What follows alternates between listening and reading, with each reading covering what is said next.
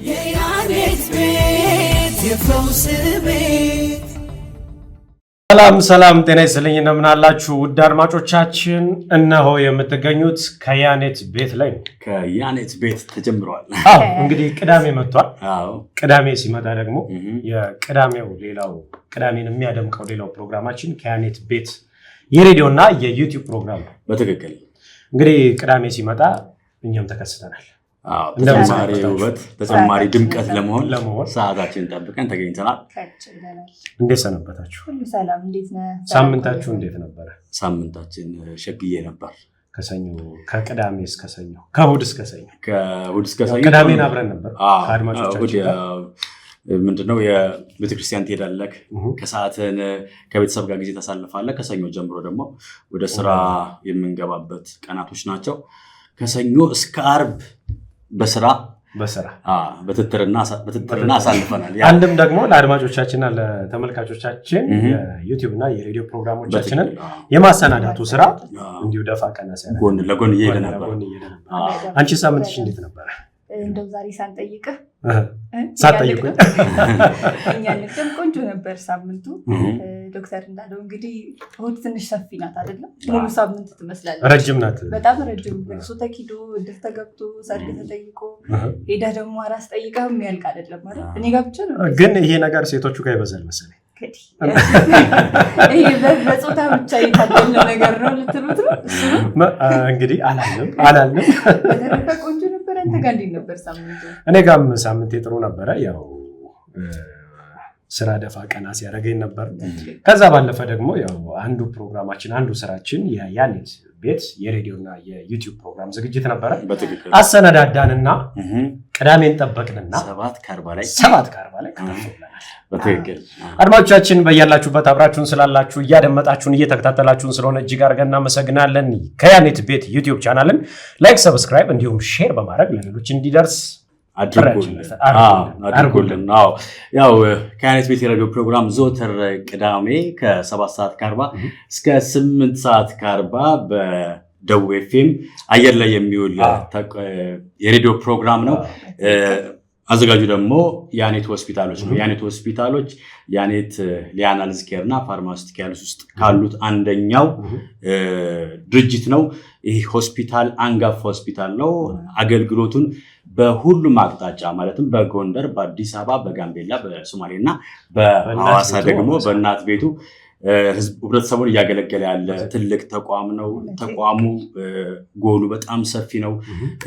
በምስራቅ አፍሪካ እና በአፍሪካ እነዚህን ሆስፒታሎች የማስፋት ልዩ ራዕይ ያለው፣ ራዕዩንም ለማሳካት መንገድ ላይ ያለ ተቋም ነው።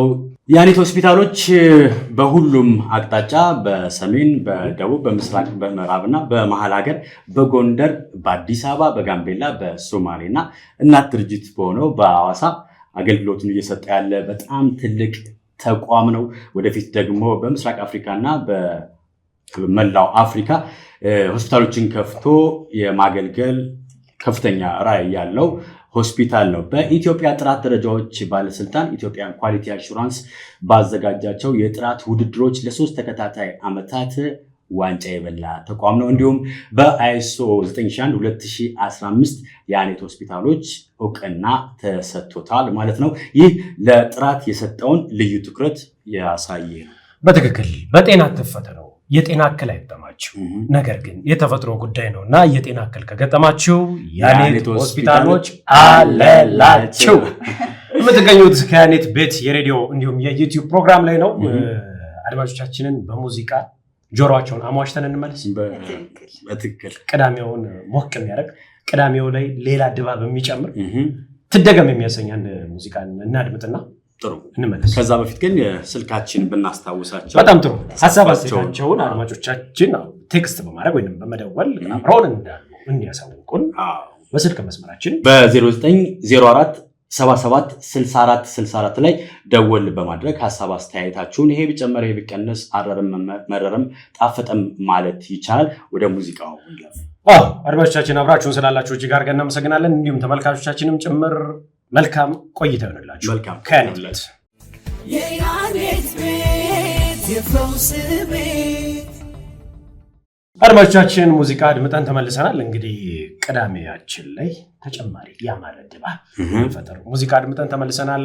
የምትገኙት ከያኔት ቤት ነው። ከያኔት ቤት የሬዲዮ ፕሮግራም በጤናና ጤና ነክ ጉዳዮች ላይ መሰረት ሐሳቡን ያደረገ ልዩ ፕሮግራም ነው። በድጋሚ አብራችሁን ስላላችሁ እጅግ አድርገን እናመሰግናለን።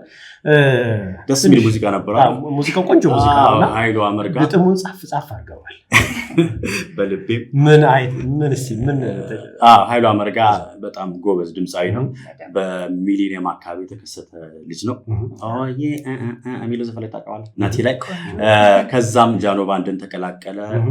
ከ10 ምናምን ዓመታት በኋላ ሙሉ አልበሙን ሰርቶ እነሆ ብሏል ለአድማጮቹ። ከአልበሙ ውስጥ እኔ በጣም የወደድኩት ይሄ እያሉ ዘመዷ ዘመዴ የሚለው ነው። እያሉ ዘመዷ ዘመዴ የተረዳህበት መንገድ ካለ የተረዳሁበት መንገድ ምን መሰላችሁ? እያሉ ዘመዷ ዘመዴ ከጎኔ ለይተው ሲለዩት ቆሜ ያለው እንዴ ነው የሚለው። ሐሳቡ ምንድነው? በጣም የሚዋደዱ ጓደኛ ማቾች ናቸው። ከዛን ቤተሰብ ደግሞ ሌላ ሰው ሊድራት ነው ማለት ነው። በስተመጨረሻ ምንድነው የሚለው? እኔ እሷ ስትዳር ቆሜ ያለው እንዴ። ፉከራ አይነት የሚያሳዝን አይነት ያለው ዘፈን ነው። ደግሞ በዋናነት ልጁን ተመራጭ ያላደረጉበት ምክንያት በዘር ምክንያት መሆኑ ነው። ስለዚህ ሰው እኮ ሲጋባ ከዘር አልፎ ነው መጋባት ያለበት፣ ፍቅር ነው ማስተሳሰር አለበት የሚል አይነት መልእክት ያለው ዘፈን ነው። ውሃም ያነሳ ሐሳብ። ዜማውም ደግሞ ደስ ይላል። በኃይሉ አመርጋ ድምጽ ሲሆን ደግሞ በጣም ያማረ ነው። ከአልበም ውስጥ ይህንን በአንደኝነት ነው የወደድኩት። እንግዲህ ሌላውን ደግሞ እኛ እንሰማውና ወደ አድማጮቻችን እናደርስ ይሆናል። በትክክል ባሳለፍነው ሳምንት ነበር እንግዲህ ዶክተር እንዳለው በረጅም ጊዜ ቆይታ በኋላ በአድማጮቹ በአድናቂዎቹ ጉትጎታ ማለት ነው እንግዲህ ባሳለፍነው ዓርብ ይመስለኛል ለአድማጭ የደረሰው በደንብ አልተደመጠም። እንደው አልጨረስነው። አንዳንድ ዘፈኖች ምን አለ መሰለሽ፣ አንዳንድ ዘፈኖች እንደወጡ ይወደዳሉ፣ ከዛ በኋላ ይሰለቻሉ። አንዳንድ ዘፈኖች ተወደው ከመጀመሪያው እስከ መጨረሻው የመቆየት አላቸው፣ ዘመን ተሻጋሪ የሚባል ነው። አንዳንዶቹ ደግሞ ቀስ እያሉ ነው የሚያዩት፣ ከገቡ ግን አይወጡም። እንደዛ አይነት ግን የእናንተ ልምድ እንዴት ነው? እኔ አሁን ወዲያው ሙዚቃ እንደወጣ የማድመጥ ባህል የለኝም። ቆይቼ ነው እንደውም ሰው ወረቱ ከወጣለት በኋላ ነው እኔ ወደዛ ሙዚቃ የምመለሰው። ምን መሰለህ የሚወስነው ይሄንን ነገር በጣም የምትወደው ድምጻዊ ከሆነ መች ነው የሚለቀቀው ብለህ ከመልቀቁም በፊት ልታሳደው ትችላለህ። ከዚያ ያወጣ ቀን በደንብ ትሰማዋለህ። አንዳንዱ ግን ከወጣ በኋላ ሰው ሚዲያው ያው በማህበራዊ ሚዲያ ላይ ሰምቶ የሚያደምጥ ይኖራል። ጓደኞቹ ሲያወሩ ሊሆን ይችላል። በተለያየ መንገድ ብቻ ከሰው ትሰማና ታደምጠዋለህ ማለት ነው። እንግዲህ የምትጠብቀው ከሆነ ሳያወጣም እንዲያወጣ ትጎተጉታለህ፣ በጉጉት ትጠብቀዋለህ። እና እንግዲህ ኃይሉ አመርጋን እኔ በጣም ስለምወደው ከዛ ፊት ለምን አያወጣም ብዬም ከሚጠይቁት ሰዎች አንዱ ስለነበሩ ሲያወጣ የመጀመሪያው ሰው ሆኛለሁ ማለት ነው። ማድመጥ እኔ በዚህ መልኩ ነው ይሄንን ዘፈን የተረዳሁት። በጣም ጥሩ ሙዚቃ ነው የጋበዝከን አቤ። ቆንጆ ቆይታ እያደረግን ነው የምንገኘው። አድማጮቻችን እንዲሁም ተመልካቾቻችን የምትገኙት ከያኔት ቤት የሬዲዮ ፕሮግራም ነው። ከያኔት ቤት የሬዲዮና የዩቲዩብ ፕሮግራም መሰረተ ሐሳቡን በጤናና ጤና ነክ ጉዳዮች ላይ ያደረገ ልዩ ፕሮግራም ነው። በትክክል ወደ ቀጣይ ፕሮግራማችን እንሸጋገር። የያኔት ቤት የፈውስ ቤት እጃችሁ ከምን ነው? እጃችሁ ከምን? ዛሬ ሜዳውን ለእናንተ ለቅቄያለሁ። እንግዲህ ከኔን ጀምራ ካንቺን ጀምራ እንግዲህ ባሳለፈው ሳምንት የነበረን ርዕሰ ጉዳይ ላይ እንግዲህ በደንብ ነካክተነውም ነበርና ከሰሞኑ ከተለያዩ የጤና ማህበራት ጋር ከልብ ከስኳር ታካሚዎች እንዲሁም ደግሞ ከኩላሊት ተያያዥ ማህበራት ጋር እንግዲህ አንድ ላይ ከሰሞኑ አንድ አዋጅ ስራ ላይ ሊውል ነው እየተባለ ነው። እንግዲህ ካልሰማችሁ ሹክ ልበላችሁ። እንደው ከእናንተ ለመጀመር አሁን ዶክተርም እንዲሁም እንግዲህ በቀን ውስጥ እስኪ ከቡና ውጭ ሳታስቡት የታሸገ ነገሮችን ምን ያህል ትጠቀማላችሁ? እስኪ በቀን ውስጥ እንዲሁ ዝም ብላችሁ ስታሰሉት ውሃን ጨምሮ የተለያዩ ነገሮች እሽግ ሆነዋል አይደለም? ብዙ ነገር እሽግ ሆነ።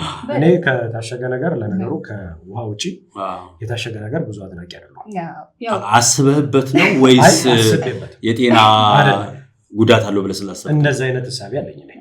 የጤና ጉዳት ነው ግንዛቤ ስላለኝ ብዙ የመጠቀም ልምድ የለኝም። አንተ እኮ ዘመኑን አልፈህ ሄድክ ሰው። ስለዚህ አሁን በተለይ በሰሞኑ ላይ እንግዲህ የወጣው መረጃ ምንድነው የሚያሳየው? እነዚህ የታሸጉ ነገሮች ከኩሽናችን ጀምሮ እስከ ዴይሊ ቀን በቀን የምንጠቀማቸው ነገሮች እንግዲህ የታሸጉ ነገሮች ላይ ማዘውተር ባህላችን እየጨመረ ነው እና ይሄ የስኳር ህመምተኞች በተለይ ደግሞ ለህፃናት አካባቢ በጣም በደንብ ሀይ ሆኖ እየታየ ነው ስለተባለ ህፃናት ደግሞ በተለምዶ የታሸገ ነገር ይወዳሉ። ጁሱም ብስኩቱም እንደዚህ እንትን ይላቸዋል እና እነሱንም ለመጠበቅ ታስቦ እነዚህ ማህበራት እንግዲህ ከሰሞኑ የታሸጉ ምግቦች ላይ ሳይድ ኢፌክታቸውንም የጎንዮሽ ጉዳታቸው እንዲሁም ደግሞ ምን ንጥረ ነገሮች እንደሚይዙ እዛው እቃው ላይ ወይም ደግሞ የምንገዛቸው የምንገበያያቸው ነገሮች ላይ ቢካተቱ የሚል አዋጅ ነበር ያረቀቁት እና ይሄ ነገር ጥሩ ነው ብዬ አስባለሁ። በጣም ምን አለ መሰለሽ አሁን ማንኛውም አይነት የምግብና መድኃኒት ወደ ገበያ ከመውጣቱ በፊት በኢትዮጵያ ምግብና መድኃኒት ቁጥጥር ባለስልጣን እውቅና ማግኘት አለበት። ፋብሪካው በየጊዜው ቁጥጥር ይደረግበታል እና አሁን ምን መሰለሽ ዋናው ችግር ፋብሪካው ተመርቆ ፍቃድ እስኪያገኙ ድረስ ያለው ነው ብዬ አላስብም።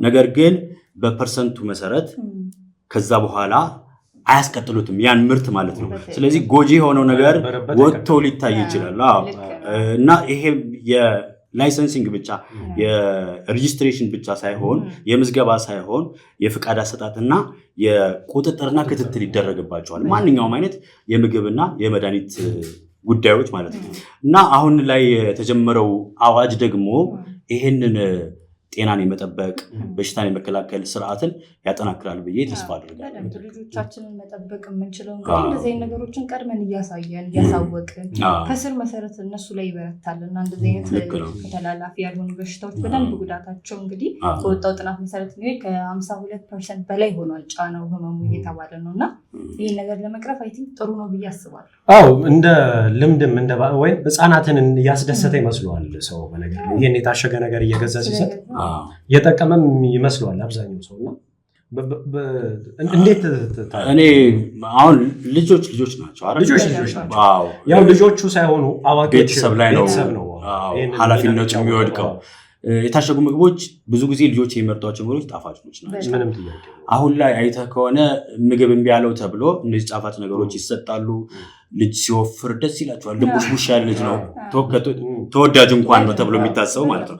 ነገር ግን አሁን ላይ ራሱ ህፃናት ላይ ያልተለመደው አይነት የስኳር በሽታ ሁለተኛው አይነት የሚባል ድሮ ከ30 ዓመት በላይ የምናየውን በሽታ ልጆች ላይ የማየት ልምድ በጣም እያየ ነው።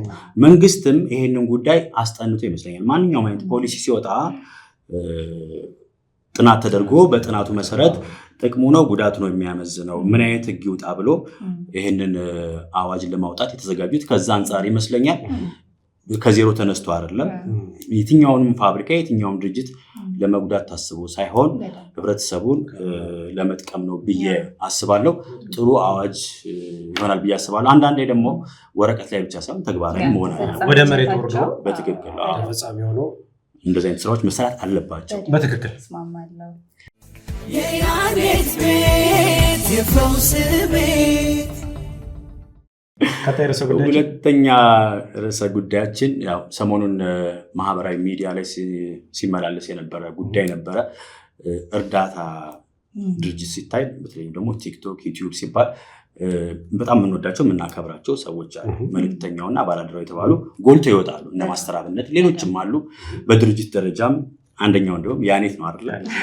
ሊያና ሄልዝ ኬር ኮሚኒቲ ሰርቪስ አለ። ህብረተሰቡን ማስተማር፣ ህብረተሰቡን መርዳት አንድ ሰው ሊኖርበት ከሚገባው ዓላማ ነው ብዬ አስባለሁ። በግለሰብ ደረጃ ባላደራውና መልእክተኛው በጣም ተወዳጅ ሆኑ። እንዲሁም ራሳችሁን ለምን አታሳዩም ተብለው ሲጠየቁ ምንድነው ከንቱ ውዳሴ እንዳይሆንብኝ እኔ እነሱ ብር እየረዳው በእነሱ በድህነታቸው የሆነ ቢዝነስ መስራት አልፈልግም ብለው የሚያስቡ ሰዎች ናቸው እና እኔ እስካሁን ድረስ መጥፎ ነገር አላየሁባቸው ነበር። አንድ ትልቅ ሚዲያ ላይ ዩሃ ሚዲያ ላይ ቀርበው አንድ አባት ባላደራውና በመልእክተኛው ተጭበረበርኩ ብለው ነበር ክስ አቅርበው ነበረ። ክሱ ምንድነው? እኒህ አባት በመልእክተኛው የቲክቶክ አካውንት ላይ ነው ቪዲዮአቸው የተለቀቀ። ወደ 30,000 ብር አካውንታቸው ብር ሲሰጣቸው ያሳያል በቪዲዮ ላይ። እንግዲህ እኒህ ሰው የሚከታተል ሰው ሌላ ሰው ነበር ማለት ነው እና ስልክ በዚህ ከቸገሮት በዚህ ስልክ ይደውልልኝ ብሎ ቴክስት ያደርግላቸዋል። ቴክስት የተደረገላቸውን ስልክ በጎን ነው ይሄ በወረቀት ጽፎ ያስቀምጣሉ ማለት ነው። ከጊዜ በኋላ ባጃጅ እንግዛላችሁ ተባለ ማለት 260 ሺህ ብር በአካውንታቸው ገባ። በአካውንታቸው ከገባ በኋላ ጋሽ አሁን የተሰበሰበው ብር ቁም ነገር ላይ መዋል ስላለበት ባጃጅ ልንገዛለት ነው፣ ስለዚህ ይሄን ብር አስገቡ እየተባሉ በየጊዜው ሲጠየቁ እኒህ አባት የዋህ ናቸው 206 ሺህ ብር አካባቢ ትራንስፈር ያደርጋሉ ማለት ነው። ከዛን ከጊዜ በኋላ እንዴት ነው የባጃጁ ጉዳይ ተብሎ ሲጠየቅለት ጭራሽ መሳደብ ጀመሩ ነው የሚሉት። እኒህ አባት እንግዲህ መጀመሪያ የረዳቸው ሰው ነው ብሎ ነበር የሚያስቡት የነበረው። ነገሮች ሁሉ ተጭበረበረባቸው፣ ወደ ቀልባቸው ሊመለሱ አልቻሉም። እንደው መልእክተኛው ረድቷቸው እሳቸው የሚሉት ማን ነው ባላደራው ነው የረዳኝ ብለው በተደጋጋሚ እዛ ቃለ መጠይቅ ላይ ሲመሰከሩ ነበር። ሁለተኛ ነገር ደግሞ ይሄን ስልክ የሰጠኝ በየጊዜው እየደወለ የሚጠይቀኝ ሰው ስልክ የሰጠኝ እሳቸው እንደሚሉት በጊዜው ብሩን የሰጠኝ ባላደራው ከነጨራሹ ያውቃቸው ምንድነው። ከዛ በኋላ ሲጣራ ባላደራም ወይም ደግሞ መልእክተኛው አይደሉም። ይሄ በጭንቀት ጊዜ የሚፈጠር ችግር ነው። ማንኛችንም ላይ ሊከሰት የሚችል ችግር ነው። እኔ አባት አሁን 206 ሺህ ብር ስንት ነገር አቅደውበት ሊሆን ይችላል እና በአንዴ ሲያጡት የሚሰማቸው ነገር አለ። ሰውነታችን ሲጨንቀን ወይም ደግሞ በፍርሃት ጊዜ ስትሮስ ሆርሞንስ የሚባሉ ንጥረ ቅመሞችን ይለቃል። አንደኛው ኮርቲሶል የሚባል ሆርሞን አለ። ይህ ኮርቲሶል የሚያደርገው ምንድነው? ሂፖካምፓስ የተባለውን አእምሯችን ውስጥ የማስታወሻ ማዕከል የተባለውን ያንን ቦታ በትክክል ስራዎችን እንዳይሰራ ያደርጋል። በዛን ሰዓት ያላየሽውን ነገር አይቻለው፣ እውነት ያለውን ነገር እንዲህ ነው ብለሽ ልታወሪ ትችላለሽ። እኔ አባቴ የተከሰተው ይሄ ነው። ስልኩን የሰጠኝ እሱ ነው፣ መልእክተኛው ሰጥቷቸው ብሩን ረድቷቸው ባላደራው ነው የማለት ነገር በተደጋጋሚ ጊዜ ሲያወሩ ነበር። ሁላችንም ላይ ሊከሰት ይችላል። ለምሳሌ በእኛ ኮንቴክስት እንየውና ፈተና ስንፈተን እርግጠኛ ሆነን ከመደንገጣችን ከመራቻችን የተነሳ 100% ይሄማ እንደዚህ ነው ብለን መልሰን እናውቃለን። የስራ ኢንተርቪው ጊዜ በደንብ አጥንተን እንደምንጠየቅ እርግጠኛ ሆነን ከዛ ተቃራኒ ነገር መልሰን እናውቃለን። እኒህ አባት አሁን በዛ ጭንቀት ውስጥ ነው የመለሱት መልስ በእንደዚህ አይነት ሁኔታዎች የተፈጠረ ነው። የተለየ ነገርም ነው ብዬ እኔ አላስብም። በሽታ አይደለም፣ ጊዜያዊ ነው። መልእክተኛው የፕሮግራም መሪውና ባላደራው አረጋጓቸው። በቃ ከጎንዎት ነን፣ ከዚህ በኋላ በሚያስፈልጉት ነገር ሁሉ ጠበቃ ቀጥረን እስከ መከራከር ድረስ እንደርሳለን ሲሏቸው ወደ ቀልባቸው ተመለሱ። ስለዚህ ብሩን መጀመሪያ የሰጣቸው መልእክተኛ እንደሆነ አስታወሱ።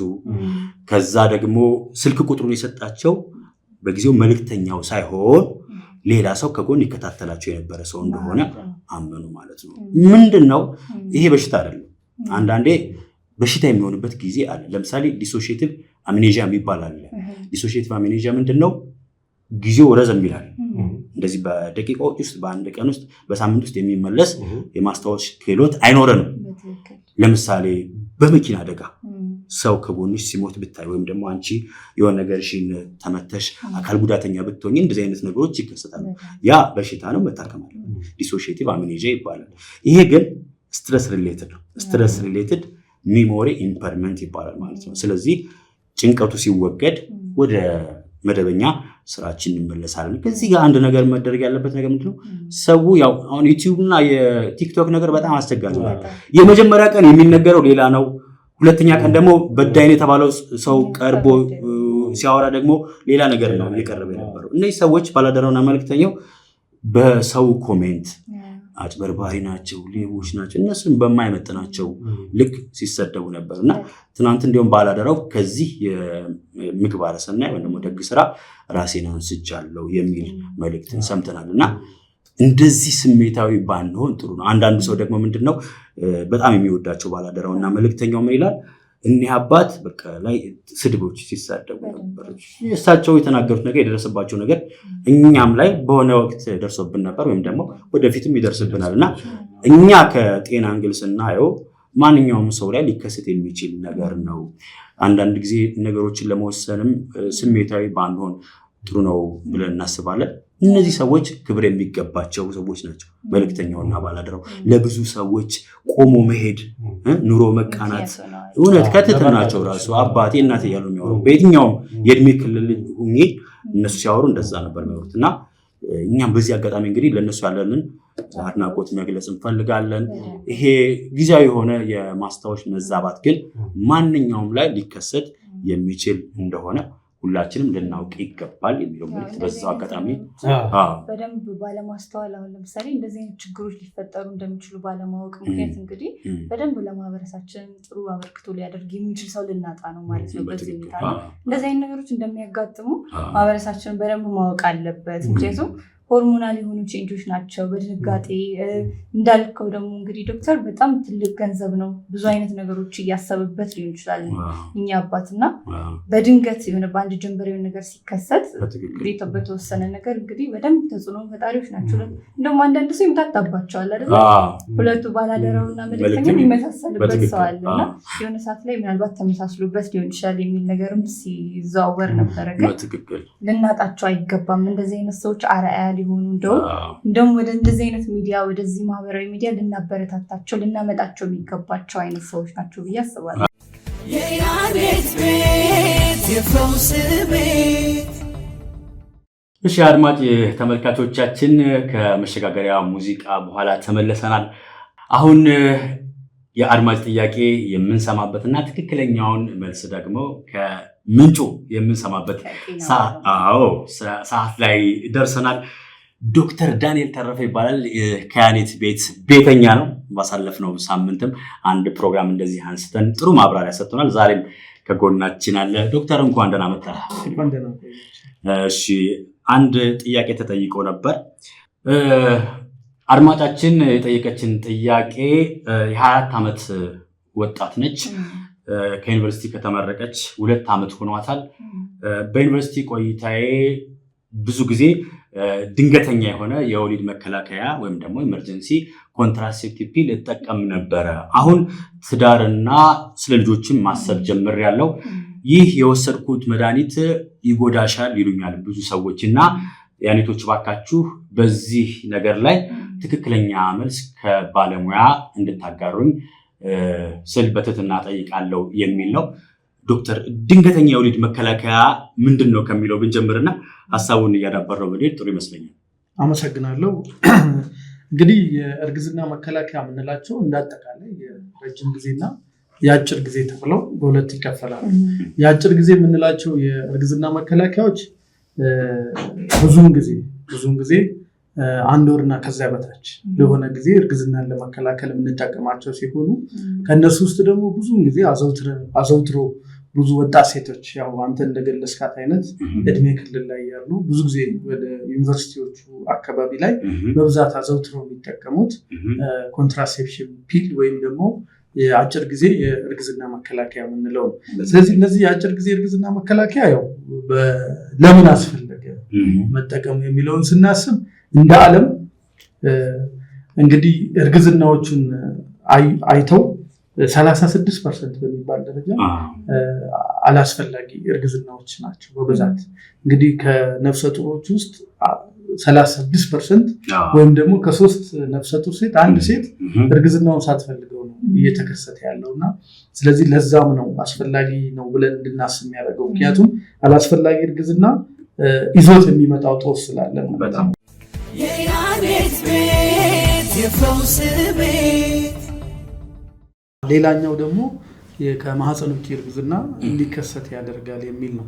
ከማህፀን ውጭ እርግዝና ያው እንደማንኛውም ሴት ልጅ ከ100 ሴቶች 2 ሴቶች ላይ እርግዝና ማህፀን ውስጥ ከመሆን ይልቅ ከማህፀን ውጭ ሊያጋጥም ይችላል። ስለዚህ ጥናቶቹ ኦልሬዲ የሚያሳዩት እነዚህ ኢመርጀንሲ ፒሎችን ወይም ድንገተኛ የእርግዝና መከላከያ የሚጠቀሙ ሴቶች ከ0.6 እስከ 2.1 አካባቢ % በሚባል ደረጃ ከማህፀን ውጭ እርግዝና ሊከሰትባቸው ይችላል ይላል።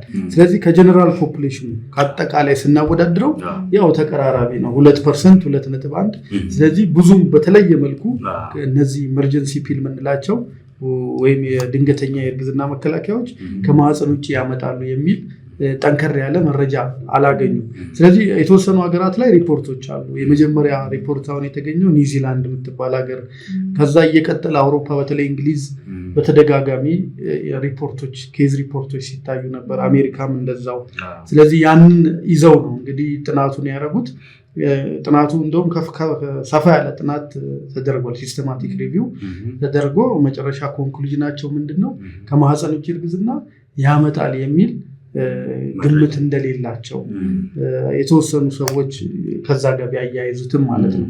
ስለዚህ ይሄ እርግዝና መከላከያ ከማህፀን ውጭንም አይደለም፣ አጠቃላይ እርግዝናን ከመከላከል አንጻር እንደውም እንደ ጥሩ እርግዝና መከላከያ ተደርጎ ነው የሚቆጠረው በአግባቡና በትክክለኛው ቦታ ከተጠቀሙት።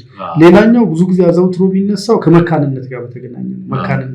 መካንነትን የሚያመጣበት ምንም ግራውንድ የለም። ምናልባት ቅድም እንደተባባል ነው ከማህፀን ውጭ እርግዝና አምጥቶ ከዛ ኦፕሬት ተደርጋ እናትየው ጠባሳ በመፍጠሩ ምናልባት ሊያመጣ ይችል ይሆናል እንጂ እንደ አጠቃላይ ሲታይ በወጣትነት ዘመናቸው ተጠቅመው ብዙ እናቶች አሉ እኛ ጋር አሁን አርግዘው በስርዓት የምንከታተላቸው ጥናቶችም የሚያሳዩት መካንነት ያመጣል የሚል ምንም አይነት ሪኮመንዴሽን የለም፣ አያሳይም።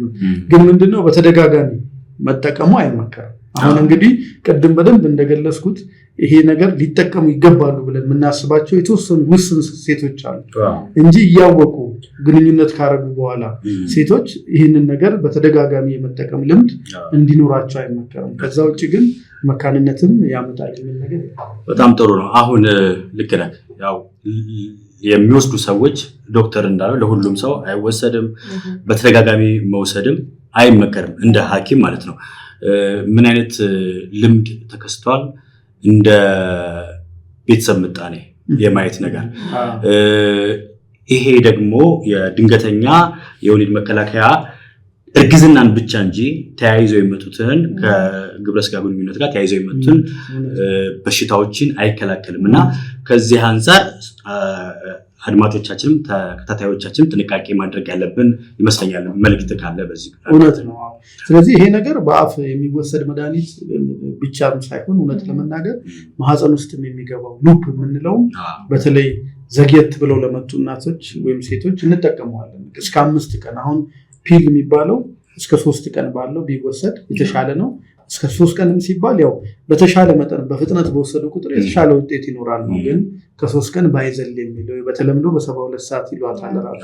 ግን ደግሞ ዘግየት ብለው ሲመጡ ደግሞ እቺ አይሲዲ የምትባለዋን ኮፐር አይሲዲ ወይም ሉፕ ይሏታል በማህፀን እሷንም እንደ አንድ የእርግዝና መከላከያ እንጠቀማታለን። ይሄ ምንድነው የዚህ የሉፑ አድቫንቴጁ ከዚህኛው ምንድነው? ሴቶቹ ኦልሬዲ ይሄንን ከተጠቀሙ በኋላ እና እርግዝናውን ታክል ካረጉ በኋላ ከተከላከሉ በኋላ ለረጅም ጊዜ የሚያገለግሉትን የእርግዝና መከላከያ እንዲጠቀሙ እኛ ስዊች አድርገን ወደ እነሱ ሺፍት እናደርጋለን። ሉፕ የተጠቀሙት ግን በዛው ለ5 እና ለ10 ዓመት እንዲያገለግላቸው በዛው ይረዳቸዋል ለሚፈልጉት ዓመት ያህል ማለት ነው። ስለዚህ ዶክተር ጥሩ ነጥብ ያነሳው ይሄ ነገር እርግዝናን ከመከላከል የዘለለ ሌላ ምንም ፋይዳ የለውም። ለምሳሌ ከግንኙነት ጋር ወይም ከልቅ ከሆነ ግብረ ስጋ ግንኙነት ጋር የሚመጡ እንደ አባላዘር ህመሞች እንደ ሄፓታይተስ፣ HIV እንደነዚህ አይነት በሽታዎችን የመከላከል ምንም አቅም የለውም። ስለዚህ ያንንም ከአይምሮ ውስጥ አስገብቶ መጠቀም ያስፈልጋል። በጣም ጥሩ። ዶክተር ዳንኤል ተረፈ የፅንስና የማህፀን ስፔሻሊስት በያኔት ሐዋሳ ቁጥር 3 ታገኟቸዋላችሁ። ከማህፀንና ከፅንስ ጋር የተገናኘ ጉዳይ ቢኖራችሁ፣ ሀሳብ ጥያቄ ቢኖራችሁ ቁጥር 3 ጎራ ብላችሁ ዶክተር ዳንኤል ተረፈን ማግኘት ትችላላችሁ። ዛሬ ላይ በዛሬ ፕሮግራማችን ድንገተኛ የእርግዝና መከላከያን አየን። ሳምንትም ደግሞ ከመሃንነት ጋር ሰፊ ገለጻ ሰጥቶናል። በሚገባን በደስ የሚል በአንደበት አስረድቶናል። እጅግ አድርገን እናመሰግናለን። ሌላም ጊዜ እንደዚህ ጥያቄ ሲኖር እኛ ጋር ተገኝተህ ማብራሪያ ትሰጣለህ ብለን ተስፋ እናደርጋለን። አድማጫችን ጥያቄሽ ተመልሷል ብለን እናስባለን። ይህ ከያኔት ቤት ነው። እኔም አመሰግናለሁ። የያኔት ቤት የፈውስ ቤት የልባቸው ምት በፍጹም አልነበረም። ስሜ አካሉ ዱባላ ይባላል። ያው አሞኝ ነው ያኔት ሆስፒታል የመጣሁት። መጀመሪያ ደረጃ እዚህ ቁጥር 3 እዛ ገባሁኝ። ወዲያው ልጆች ዶክተሮች አገኙኝ። ተሯሩጦ ነፍሴን አተረፉኝ። እየታየው እያለ ራሴን ሳትኩት። ለኩላሊት እጥበት ነበረ። ከዛ በቃ ራሴን ሳትኩኝ። ወዲያው ኢመርጀንሲ አመጡኝ። ከኢመርጀንሲ ሁሉም ተሯሩጠው ነው ያለውን ነገር አላውቅም። አይሲ ያስገብተውኝ ወዲያው በቃ ተሯሩጠው ዶክተሮቹም ነርሶቹም ዘበኛ ጽዳት አልቀረም ህይወቴን አትርፈዋል። በዚህ አጋጣሚ ሙሉ ቤተሰቦቼን፣ እናቴን፣ እህቶቼን፣ ወንድሞቼን፣ ባለቤቴን፣ የሷን ቤተሰቦች፣ እናት፣ አባት፣ ጓደኞቼን በሙሉ ጠቅላላ አስተዋጽኦ ያደረጉልኝንም የሚያቁኝን ማያቁኝንም ያዘኑትን ሁሉንም እዚህ ግቢ ካሉት ጭምር ተመሰግናለሁ። ዶክተር ብሩር ነኝ። በያኔት ፕራይመሪ ሆስፒታል የጠቅላላ ሐኪም ነኝ። አቶ አካሉ ለረጅም ጊዜ የኩላሊት ሕክምና ፎሎአፕ እኛ ጋር የኩላሊት እጥበት ሲያደርጉ የቆዩ ታካሚያችን ሲሆኑ በድንገተኛ ባጋጠማቸው የመተንፈሻ ችግር ወደኛ ወደ ኢመርጀንሲ ክፍል መጥተው ነበረ። በጊዜ የነበራቸው ምልክቶች መተንፈስ እስከሚከብዳቸው ድረስ የመተንፈሻ ችግር፣ ፊታቸው ላይ በብዛት ላብ ነበረ። እናም ደግሞ ከአፋቸው የደም መውጣት ምልክቶች ነበሩ። ይህ ምልክቶች የሚያሳዩን ድንገተኛ በሳምባ አካባቢ የተጠራቀመ ፈሳሽ ነው። ፍላሽ ፐልመናሪ ኤዴማ የምንለው በሳምባ ላይ ውሃ መጠራቀም ሲሆን ስፔሻሊ ደግሞ ኦራል ሳክ የምትባለው which is oxygenated blood with deoxygenated blood የምትቀይርልን ፓርት ላይ ውሃ መከማቸት ነው። ይሄም ደግሞ ቶታሊ የሳምባችን ስራ እንዲቆም የሚያደርግ ድንገተኛ በሽታ ነው። ይህም በሽታ ብዙ ጊዜ የሚከሰተው የልብ ችግር ያለባቸው ክሮኒክ የሆነ ደግሞ የኩላሊት ችግር ያለባቸው ሰዎች ላይ ነው። ይህም ደግሞ በእጥበት ካልወጣ በስተቀር ሳምባቸው ላይ ተከማችቶ የሚቆይ ነው የሚሆነው። አቶ አካሉ ኢመርጀንሲ በገቡበት ሁኔታ እኛ ባደረግናላቸው ምርመራዎች የልባቸው ምት በፍጹም አልነበረም። እናም ከብዙ ዲሲፕሊኖች በመጡ ሐኪሞች በተደረገላቸው ርብርብ በተሰራላቸው ካርዲዮ ፐልሞናሪ ሬሱሲቴሽን ኦር ሲፒአር ጭንቅላታቸው ላይ ፐርማነንት የሆነ ጉዳት ሳይደርስባቸው በሙሉ ጤንነት መመለስ ችለናል። አሁን ተከታታይ የሆነ የኩላሊት እጥበት የተደረገላቸው ፍጹም የሆነ ጤንነት ላይ ይገኛሉ። ውብሸት ካሳ ይባላለሁ። የአካሉ ዱባለ አጎት ነኝ፣ ቤተሰብ ነኝ። በመጣሁበት ጊዜ በእርግጥ በጣም ክሪቲካል ሲቹዌሽን ላይ ነበረ። ቤተሰብም ተደናግጦ ነበረ። የሆነ ሆኖ እዚህ ያለው ስታፍ ባደረገው ርብርብ እና ደግሞ ያው ልዑል እግዚአብሔር ስለፈቀደ ነው እና የእግዚአብሔር ፈቃድ ስለሆነ መድኃኔዓለም ፈቃዱ ስለሆነ ምሕረቱን ስላደረገ በአሁኑ ጊዜ አካሉ በጥሩ ሁኔታ ላይ ይገኛል እና እኔ አድናቆት አለኝ ለስታፎቹ። በጣም እንጃ እስከ መጨረሻው ጥግ ድረስ ነው ትግል ያደረጉት ህይወት እንዲዘራ እና በጣም እናመሰግናለን እንደ ቤተሰብ።